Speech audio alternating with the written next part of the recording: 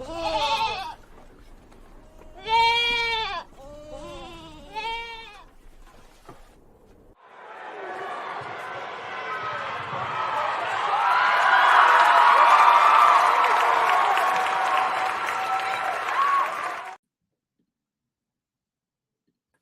up, what up, what up? Welcome to the Two Goat Show. We're your hosts, Mariah and Steph. Steph, happy Two Goat Thursday. It's good to see you. It's been a while. Glad to be back. Oh, I know. It's been a while. Sucks we couldn't talk about the win last week, and now this week we're talking about a loss again, right? Yeah. But hopefully, this is setting up to be a win this week for the 49ers. I agree. Chat, what's up? Happy Two Goat Thursday. Hope everybody's doing great. Hope everybody's had a great week so far. Throwback, Don, appreciate you both as always. Jason, what's good? Everybody else out there, what's up? Everybody that watches back on replay, that watches, that's not in chat, what's up to y'all? We appreciate you all as well. Please make sure you hit that like, subscribe to both channels, Steph49K and Faithfully in Vegas. We greatly appreciate you all. So yeah, obviously we didn't get to, and I'm kind of glad because, I would have been sitting here hyping up that the 49ers were going to beat Kansas City just for them to let me down and make me look like a fool. Anyway, so glad I didn't have to sit there and talk about it. But, man, like, I don't know, like the reason, let me start with the reason I even had hope that the 49ers could possibly pull this out against Kansas City is because I kept thinking, okay, Kansas City's undefeated, so they have to eventually lose, right? They're not, like, very unlikely that they go the entire season being undefeated. So I'm like, eventually they got to lose. So why not this week against us, right? Then I'm thinking, well, they keep beating the 49ers ass. So eventually the 49ers have to beat them. Like, you're not just going to beat us forever. Like, sooner or later, the 49ers have to beat Kansas City, right? Like, what? We're going to let this go on for a freaking 10 years? They're still going to be kicking our ass? No, we got to beat them sooner or later. So I'm like, all this sooner or later's got to come together and we got to do it. But, then I don't know. Like, this game was just, obviously, you guys know, Brandon Ayuk is like my favorite guy. So to lose him, obviously, like, broke my heart. And then for it to be a ACL, MCL plus, who knows, like, it's just like, like, after everything, the whole offseason bullshit and all that, like, to then lead to him tearing his ACL just made me sick.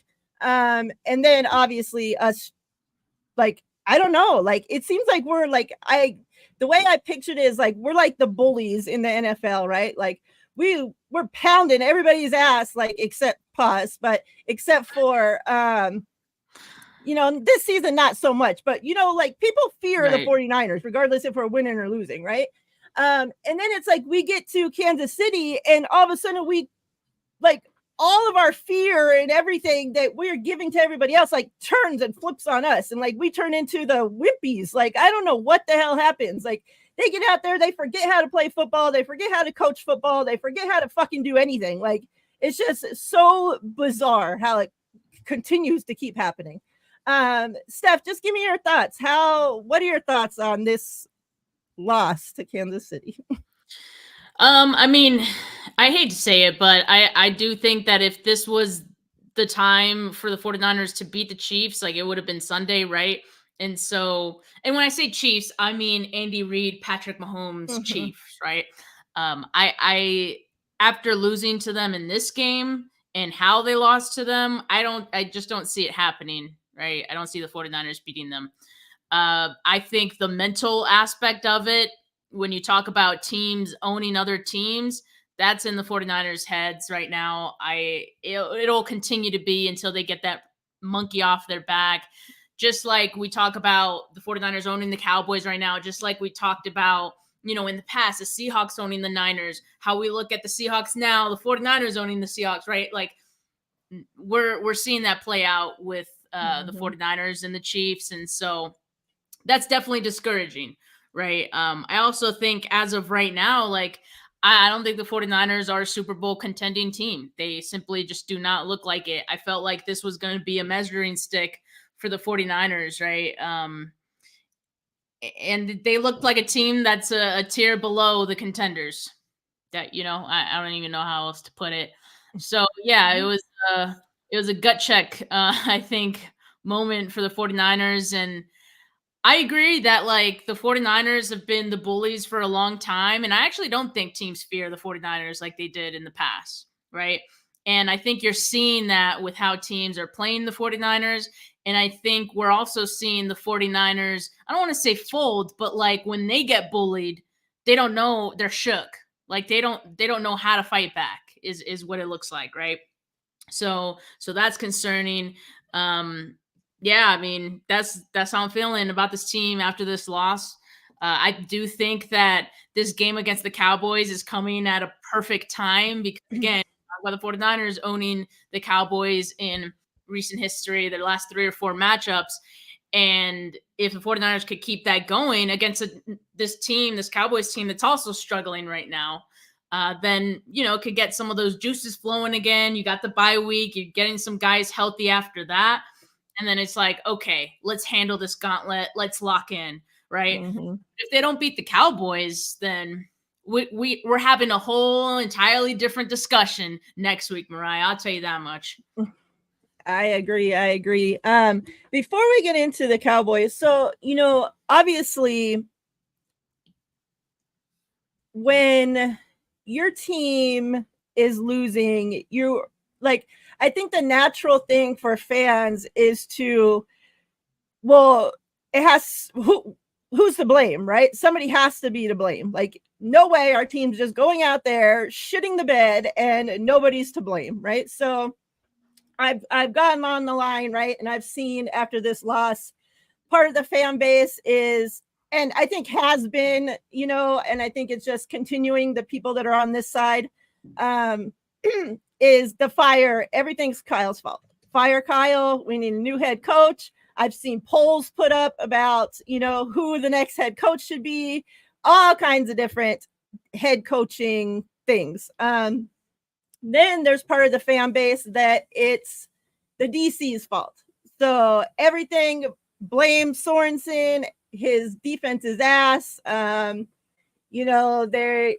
whatever. Part of the fan base, everything is the DC's fault. Then, obviously, I think we're all on board that special teams is complete shit.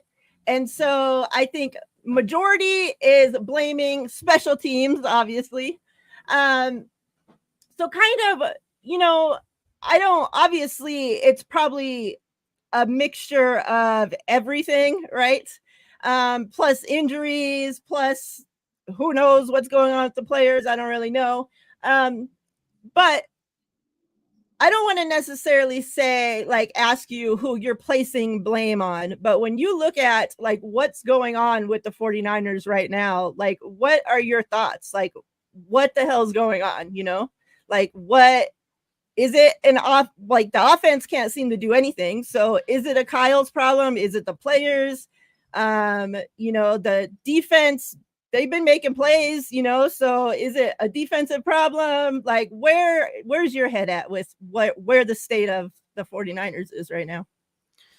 I think you could definitely place blame on a number of things. It isn't just any one thing. And that's what's frustrating about when the team loses, everyone tries to find the one thing or the one biggest thing that, is the reason the 49ers are losing and losing like this. And it's never just any one thing. Like we got to look at it a little more nuanced than that. I mean, football is a team sport, and it's a sport also that trickles down. Like it's not like, yes, the coaches have a hand in the blame. The players as well have some hand in the blame. Like execution has to be on point because like everyone wants to criticize Kyle Shanahan with play calling. And I'm not saying like we aren't allowed to criticize that. Like, yes, we can. But I'm also saying that you should be able to criticize other things as well. It isn't just all on Kyle. It isn't just all on the players. It isn't all just on Nick Sorensen. It isn't all just on Brian Schneider, even though, right now, you know how I'm feeling about Brian Schneider. But, it's a bunch of things. And I almost feel like that's more concerning because there's a lot to fix. It isn't, when it is just one or a couple of things, it's easier to just be like, okay, they just need to fix this, right? But when you look at a lot of the things that's going on right now, mostly like on the offensive side, right? Like I think it's a little more mind-boggling. You look at this team having no issue like going down the field in most cases, but like they can't score in the red zone, right? You see this team not be able to convert consistently on third down and things like that. And on the defensive side, honestly, I feel like the defense is all right. Like I've seen what people are saying out there. There's like two different sides of the fan base right now when it comes to the defense. One that like thinks Sorensen is doing well, and the other side that will say like Nick Sorensen needs to be fired. Like it's I just think that's par for the course whenever you have losses. Like for some reason, defense and a new defensive coordinator is going to be low hanging fruit for people to latch on to. But yeah, I mean, I just think there's a lot of things going on. And so that's why I'm kind of looking at this game as a get right, not just from the standpoint of we can win this game, but it's an opportunity to, kind of fix or test out some things that may work going forward against this weak Cowboys team and their defense. And then also, just kind of testing things out and seeing what works, and carrying that over to following weeks to come. Yeah, I definitely hope this is a get right game. It's either get right or you're getting really wrong. One of the two is happening. So hopefully we're on the get right part of it. Before we get too much into the Cowboys game, I want to specifically talk about like your thoughts. We've talked a lot about the rookie class, and normally we don't get to see our rookies used that much because we know how Kyle is, right? So this season, we talked about when they were drafted, them being, pretty much on the older side, all had, years of playing time. Now, we're getting to see a lot of these guys play, mostly due to injuries, but, they're having to step up and play. And for the most part, like I've been, I wouldn't say surprised, because I think a lot of us, on paper and what we had seen from them, on film and whatnot, expected them to be pretty good. But you never know how it's going to work, right? And, I think I've been pleasantly happy. I've been very happy with what I've seen by most of them. What are your thoughts from what you've seen from the rookies? And now that we've lost Brandon Ayuk for the rest of the season, obviously we'll talk about, if Juwan Jennings, might not be available for this game, but, moving forward, he'll be here. But specifically what you think, if Cowing and Pearsall, how you think they're going to handle, taking obviously more reps and filling in for the loss of Brandon Ayuk? Well, I'll start with the defensive rookies, which we've been seeing for a few weeks now. You already kind of know how I feel about them. They've been great. You see them getting more snaps. Bernardo Green has kind of taken over as a third corner over Isaac Yiadom, right? And so we're starting to see those changes, and I think those are positive for the 49ers. Malik Mustafa as well is looking a lot better. So I think it's great to see that these rookies aren't really like afraid. And what did we say about this rookie class when, like, after the draft? We were like, this is a class of guys that's like ready to go. Like they were kind of older, like they were like what, 24, or like they weren't as raw, like they were NFL ready. And that's what you want. And it's crazy the way that it's all kind of playing out, right? Because had it been last year, for example, we'd have probably never seen some of these rookies, because like the 49ers were well with their health and all that. And now, I mean, the 49ers really need to lean on that youth. They're really getting into their depth, and they are fortunate that they had that type of draft class, right? So I'm expecting the same from the wide receivers like Jacob Cowing and Ricky Pearsall. That's why I've been wanting to see them. Like, I have been pushing for them to get more playing time. I understand there's certain guys who have gotten paid. You can't play rookies over, but like, come on, like a couple snaps here and there won't kill you, right? And in the meantime, it'll get them more comfortable with playing, and just help their chops a little bit. So now their learning curve has to speed up a little bit, which is fine. Like, I think they can handle it, right? I think it's kind of like Kyle, that maybe a little more reserved in wanting to put the rookies out there and afraid of what could happen or what mistakes they could make. And there will be mistakes, right? Right. But when I see, veteran receivers running the wrong route, and not to cherry pick a couple of plays, but like, not that Chris Conley's always running the wrong route, but the rookies can just as easily run the wrong route, but they could also in the meantime also run some good routes and get a deep ball downfield and show their speed. And like, so I like the upside. I like the upside of playing the rookies. I think this week against the Cowboys, we'll probably get a good look at them. It seems like Debo trending towards playing. Juwan Jennings, probably not though. So we are going to get a good look at both of those guys in this one. After the bye, I'm not so sure, because yes, like, we'll probably see one or the other of like Pearsall or Cowing, but then Juwan Jennings will be back, Debo will be back. So those will be your main two guys. And then they'll mix in probably Cowing, Pearsall. But I'm looking forward to it. Like, I think they're up for it. I think they've been itching to get out there, and they're NFL ready, just like the rest of the rookies on this team. So I'm excited for it.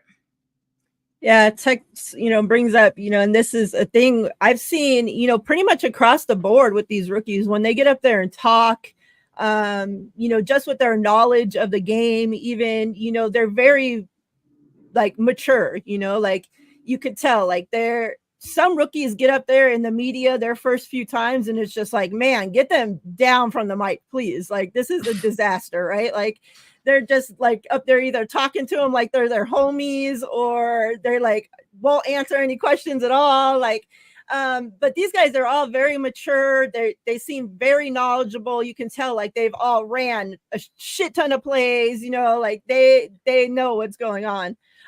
So Tech brings up a good point. Says even with Ricky, though he has barely touched the NFL field, has that maturity, especially after what he went through. And, like I see, a lot of you guys talking about a bunch of players, like even, Isaac Guerrero, we had only seen him touch the field, like had like 6 touches through the first how many ever games. And it took Mason getting hurt for, us to finally, people were already calling Guerrero a bust up until that point. Like, oh, get him out another running back bust, like all this shit. And then all of a sudden he goes in for Mason and has, a 99-yard game, like literally was the reason we won that game. So all it takes for these guys is to get in there and actually get playing time. Like you said, like we probably wouldn't even be able to see these wide receivers yet, like we're getting to see them now because of injury. And like, I would never wish that, obviously having Juwan Jennings on the field is much better than having him off. But the good side to this, if he doesn't play this week, is that we will get to see, Cowing and Pearsall get in there, actually get the reps, get more playing time, because like you said, after the bye, they might not get that playing time, right? It's going to be very sparingly depending on injuries, health, all that stuff. So I'm super excited, with this, obviously, down to oh my god, I'm drawing a blank, like his name is right on the tip of my tongue, Pooney. Like they've all, even Kyle said in his presser, like we didn't draft any of these guys with the expectation that they would be starting, like with them having a starting spot already on the team, he's like, but with injuries and whatever, they've moved right in. And like we said, Kyle usually doesn't want to play these rookies early. So obviously you don't want to see people get hurt, like I said, but I'm happy to see because they're, that little graph that goes, that's them. We're on the upward. And this team is getting older if you think about it, right? Like our stars, the guys making money, like they're getting up there in age. So you have to, like, we needed to nail a draft class, like in order to, get this roster, like replenish the roster. Like you have to be able to do this. So like shout out to the 49ers. And, even remember, like they kept saying that all the good draft picks were always what's his face over there at Washington. They always credited him for all our good draft picks, and all the bad draft picks were always Kyle and John's fault. And now, like, that guy wasn't here for this draft, and like they pretty much nailed. I mean, it's only 6 whatever games into the season, right? So you can't say that much, but from what we've seen, like they've hit on these draft picks. So I don't know. We got to start giving, the right people credit around here, because what is that guy's name at Washington? Why am I drawing a blank? Adam Peters. Yeah, Adam Peters. Yeah, it was always Adam Peters that he got all the credit for the good draft picks. But and not to say that he didn't have a hand in those picks, because he had a great draft with Washington too. But the other guy was Rand Carthon, who's the Titans GM now. So I don't know. They're that guy gonna be out of a job soon. Yeah, they're a dumpster fire. All right. See, at least, even though we're losing games, like I don't look at the 49ers and think like, obviously I might put out some tweets and tweet with my heart. And of course I'm a fan, so I get mad and emotional just like anybody else, right? But if I actually sit down and think like, like when I think of teams like that, or like the Browns, like I'm so glad to, at least we could be losing a couple games here, but at least we're not one of those teams where I'm just so freaking embarrassed to even be a fan of the team. Like I'm still walking around Vegas sporting my 49ers gear every day of the week.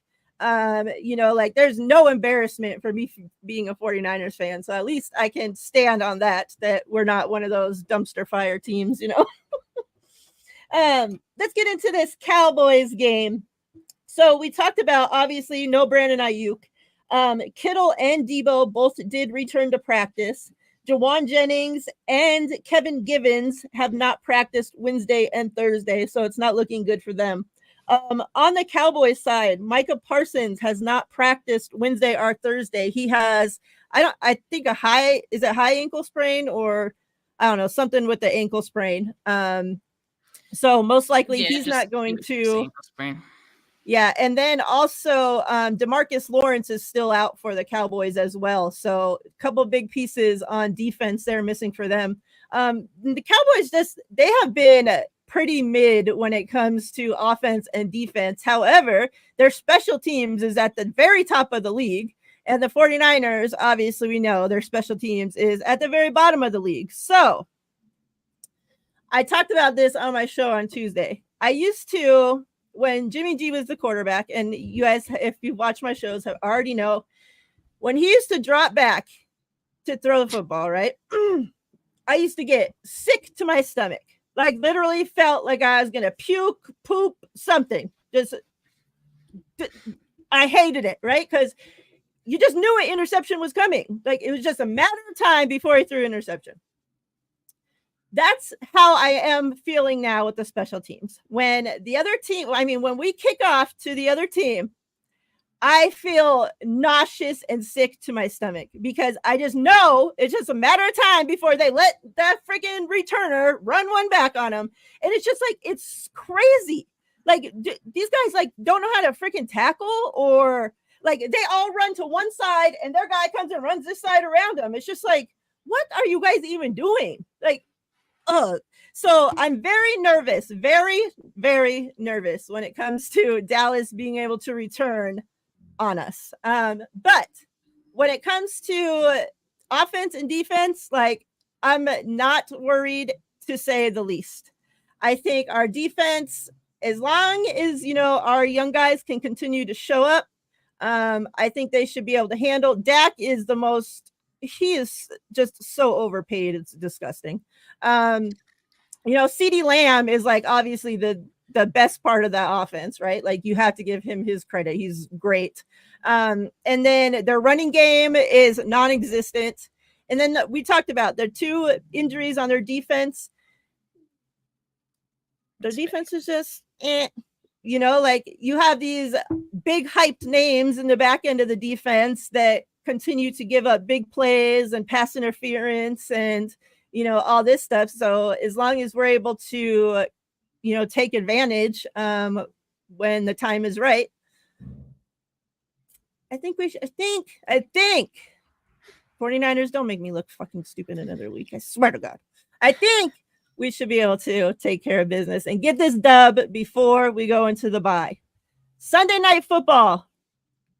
It's also tight end. What is it? Tight end. National Tight End Day. So good to see George Kittle back at practice today. I hope to see George Kittle go off Sunday night. We know how he loves to play prime time. So feed our guy because, he's going to be one of our top receivers now. So get him. Your thoughts on this game, Steph? Yeah, I mean, this has to be the get right game. I definitely feel more confident about this game than I did the Chiefs game. That's with the injuries that the 49ers are dealing with too. Like I still feel like the 49ers should beat this team because the 49ers have a better GM, which matters. I mean, when you look at how both of these teams are built right now, like that does matter. You have the Cowboys who their best running back is Rico Dowdle. A lot of you probably just asked who exactly. Uncle Rico.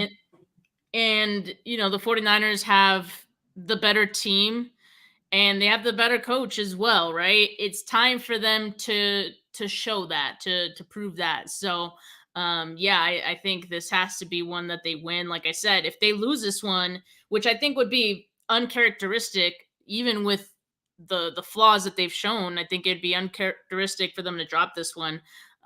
They should come away with a win in this one. Tech, ask you a question here. You mentioned Dallas special teams DVOA a couple times recently. Do you know if that is for returns or their own coverage? I believe it takes into account both. So like overall special teams DVOA. So both returns and like kicking and coverage. Well, what were the numbers then? Smarty pants.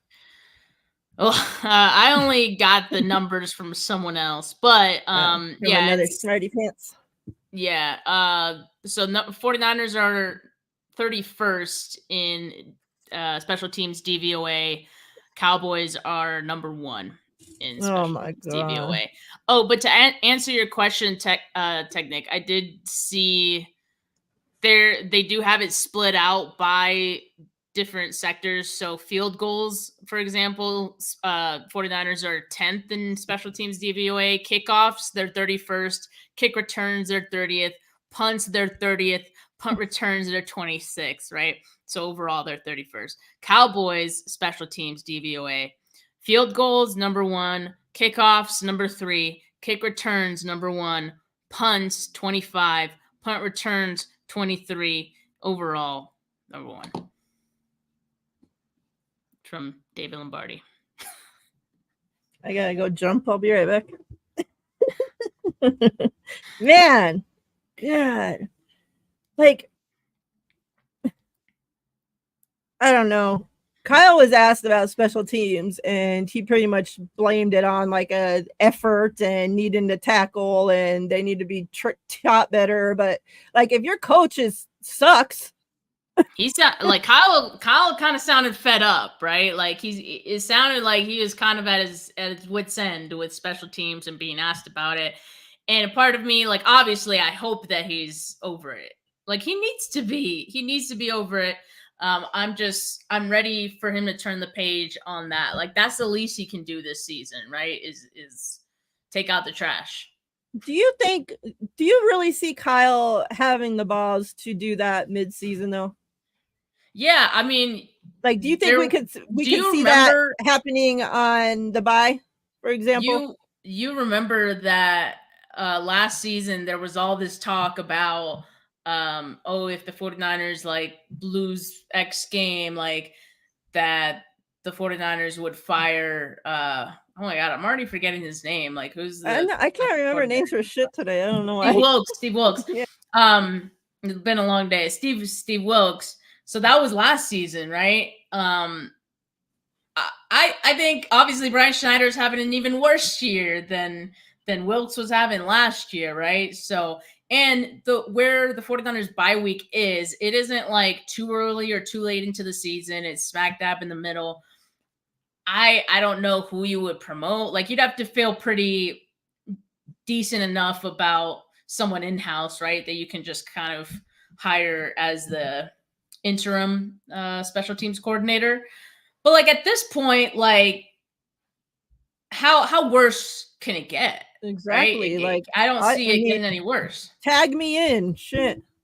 Right. I'll take it over. Does what's his face? Brandon Staley, does he have any special teams? I don't think so. History?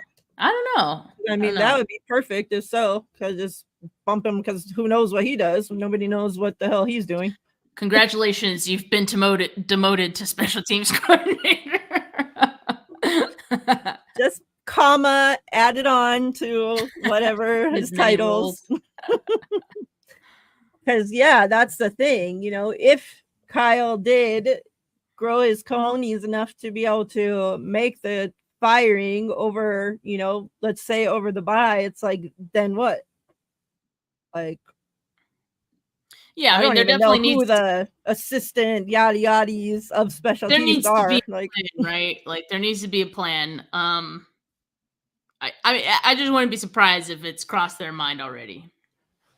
Man, I hope so. Because like you said, I mean, it can't get any worse. Like, what, we're gonna move to dead last? We're 31st, we can move to 32nd. Like, especially if the Cowboys special teams goes off on us. Like, that's what I'm saying. Like this could be the game right before bye week where shit hits the fan. Like, I hope not for our sake. I hope not, right? At the same time. Yeah. Like if that's what it's gonna take to make that decision, I don't know. I wouldn't be too mad as long as like it came to a resolution. Still win. Right. That too.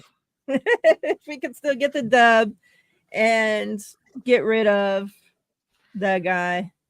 Like, I wish they would have just left him in Seattle. That's where he came from. Like, after we, you know, got done in the game in there, he should have just left his ass there. Like, you can have him back. Thanks, but no thanks. But for sure, regardless, I mean, let's say Kyle doesn't, you know, get rid of him during the season. At the end of the season, I don't care what happens the rest of the season. I don't care if we finish 15th. Like, you have to get rid of him. Like, we can't keep going through this every single season. Like, special teams went from ass. Then you fire the coach and you hire this guy, and then it's asser and asser and asser. Like, we can't. Like, we have to get better. Like, it's not fair to the defense and the offense to be busting their ass, and special teams goes out there and looks like a clown show, you know, like it's ridiculous. All right, Steph, let me pull out some numbers here. Now, we didn't have, you know, our show last week, so we don't have no numbers to calculate. You should have taken mine, because it was it would have helped my numbers, my score. I mean, you need all the help you can get, but no. That's what I'm saying. All right. This week, 49ers versus Dallas. What you got for me? All right. So this week, earlier today, I had two different predictions, because when there's too many injuries, I got to take that into account. So, but since then, we saw that Kittle and Debo are practicing. So I'm going to say they play, and I'm not going to give my second prediction. So I'll just say this, because if those guys play, I think the 49ers win. I think they get back to 30. Ooh. I'll say this. We didn't talk about this, but we've been talking this season about how terrible the 49ers red zone offense is. The Cowboys red zone defense is the second worst in the league. So like, Dang. yeah, the Okay. 31st worst. Yeah. So we might be able to score a couple touchdowns. That's what I'm saying. Like this is the game where they have to punch it in. Like I don't want any excuses. And like if Kyle feels like he wants to try some things and see what works in the red zone, this would be the game to do it in too, I think. So I say they get some in. I'm gonna go 30-21. Okay. 30-21. Now, I had to think about if I was going to put us over 30 points. This is a thing I go through every single week.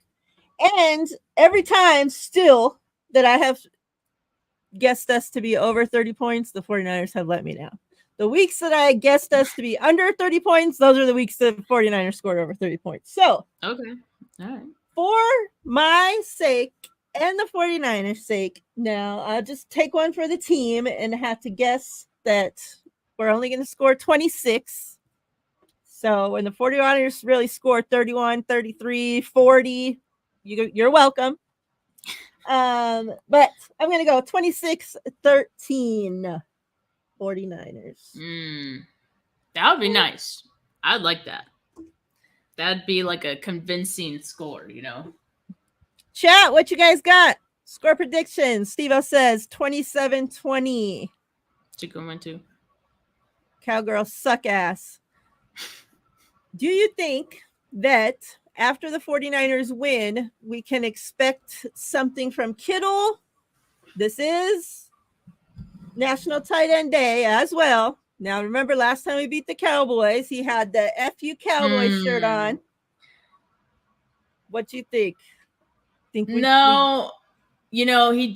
did post on Instagram just a picture of, who is it, Gary Plummer, the one who wore that shirt originally. So it was subtle, right? Like it was just like, hey, we're back, like it's Cowboys week. But I don't think he does anything on the field. I think it'd be in poor taste because the 49ers have a losing record right now. Like, what have we been doing? You're victory lapping, having beat the Cowboys, who clearly worse off than you. Like, congratulations. Like, and so I wouldn't care for it, to be quite honest with you. He might do something fun, maybe, but I don't think it'll be quite as obvious or as disrespectful as the, F Cowboys shirt. So we got Corona 31-27, 49ers win. We got Corey Soto with 21-17, Don 29-19. I forgot to ask you, do you think the Cowboys, they're coming up their bye, right? So do you think that plays any part in this? We know they got their ass beat the game prior to going on the bye. And their running game has been, like I said, has been non-existent up until this point. So, a lot of times teams use this bye to try to, get their team right, fix whatever's wrong. Do you think, we see any type of different Cowboys team because of that? No, not really. They're not on that level. Like, yeah, Andy Reid, sure. Chiefs, yes. Like, obviously, that's a team I'm scared of after the bye week. Mike McCarthy, like, no, I'm not. I'm not concerned about what he might dial up in a bye week. So I just looked this up really quickly. Actually, he has a 12-5 record after bye week, 7-4 record at home. As you guys know, this game is on the road for them. Interesting. So, but still, that doesn't move me, because I think their issues are issues they've had for some years now. Yeah. And I think it's even worse now. And I think they have more injuries now. So, like, yes, the 49ers have injuries too, but like I said, I think the 49ers are a better coached team. We already talked about it, like both teams being super desperate for this. what have the 49, I mean, sorry, what have the Cowboys done in recent years when they've been desperate? What have they done? What have they done? Like, they've been desperate, like, every time that they've played the Niners in, like, the last 4 years. Yeah. They haven't done anything. They haven't won those games despite being desperate. So, on the other hand, what the 49ers have shown me, and I hate this. I hate that I'm saying this because, like, I almost feel like I'm buying into being gaslit by them. Like, I'm buying into what they're selling me. But, like, it's true that when the 49ers are desperate, they have delivered in past years. So I'm just going to err on the side of caution and say the 49ers are going to win this game. I'm not saying they're going to like make a comeback on the season. I don't know that. But Right. I know at the very least they can win this game against the Cowboys. I sure hope they do, because man, if there's one fan base like I don't want to have to hear, like, it's been so nice having the bragging rights over these cowgirls, man. Like, I'm not trying to have them beat us, regardless of how beat up we are, or how, anything. Like, if there's a team you can beat, it should be this team. That record you talked about with McCarthy, that's not just with the Cowboys though, right? That's with the Packers as well. Because I don't think he's been with the Cowboys that many. I think that's just his head coaching career in general. Yeah, so I mean, his Packers team was a lot better, than in Dallas. He's 3-1 after buys, 2-1 on the road. Way smaller sample size. Yeah. Interesting. We'll see what happens. Hopefully next week when we see you all, we're talking about a dub, because I'm tired of having to be all sad and talking about losses and all that shit. Steph, anything else you want to talk about? Anything you want to tell the good people about before we get out of here? Well, no, as always, make sure you guys subscribe to the channel. Steph49K tomorrow doing my preview show with Kyle Posey, KP of Niners Nation. So it's always a good one. We go through the favorable and not so favorable matchups for the 49ers, and then I'll be back on Sunday after the game, so Sunday night. That's another thing too. Like, I feel like not a lot of people are talking about the fact this is a primetime game. Yeah. Like, 49ers kind of need to perform, because everyone has kind of seen what the 49ers have put, but like not directly. Like, not everyone has seen the 49ers games, but they've seen the record and they're like, what the hell is going on? Yeah. I think this is an opportunity to show everyone, America, why you should still be feared, right? Yeah. I mean, you talked about, right, like the thing with the Chiefs, like, and I talked about this on my show on Tuesday, that it's like a mental thing already with the 49ers, even though in their pressers, like even Bosa, like they all sat there acting like, oh yeah, we're ready for this, like talking a good talk, but like, like I already had feared that it was already like, it's a mental thing with them until they beat them, it's going to be like this weird thing going on.